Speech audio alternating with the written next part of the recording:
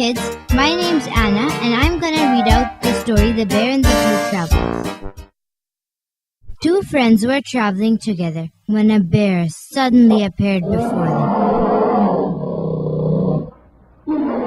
One of them, thinking of his own safety, climbed up quickly into a tree without helping his friend do the same. The other, not having time to hide, fell flat on the ground without moving at all, as if he were dead.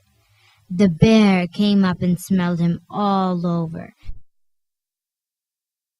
and after a while, thinking he was dead, walked away.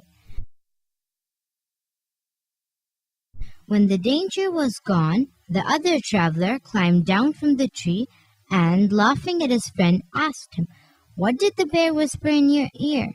"He gave me this advice," the other replied. "Never travel with a friend who leaves you in the lurch." Bye-bye! See ya!